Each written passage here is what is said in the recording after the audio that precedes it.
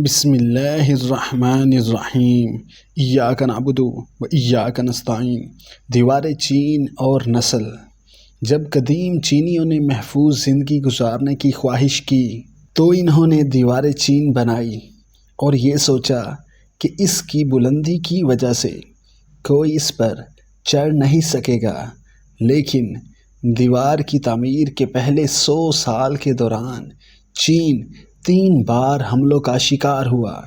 ہر بار دشمن کے جتھے نہ تو دیوار کو توڑنے کی کوشش کرتے اور نہ ہی اس پر چڑھنے کی، بلکہ ہر بار وہ دربان کو رشوت دیتے اور دروازے سے داخل ہو جاتے۔ چینی دیوار بنانے میں مصروف تھے اور دربان کی تربیت کو بھول گئے تھے۔ انسان کی تعمیر ہر چیز کی تعمیر سے پہلے آتی ہے، اور یہی چیز آج ہمارے طلباء کو درکار ہے۔ ایک مستشرق کہتا ہے، اگر تم کسی قوم کی تہذیب کو تباہ کرنا چاہتے ہو تو 3 طریقے ہیں۔ نمبر 1، خاندان کو تباہ کرو۔ نمبر 2، تعلیم کو تباہ کرو۔ نمبر 3، رہنماؤں اور ماہرین کو گرا دو۔ خاندان کو تباہ کرنے کے لیے ماں کے کردار کو ختم کرو، اسے یہ محسوس کراؤ کہ گھر کی عورت کہلانے میں شرم ہے۔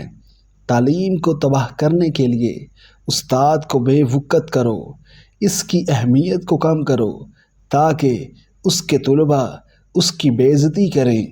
رہنماؤں کو گرانے کے لیے علماء، محققین اور دانشوروں کو نشانہ بناؤ، ان کی قدر و قیمت کو کم کرو، ان پر شک کرو تاکہ کوئی ان کی بات نہ سنے اور ان کی پیروی نہ کرے۔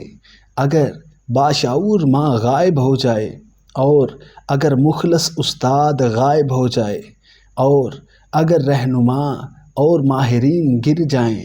Subscribe masters in academy 2.0۔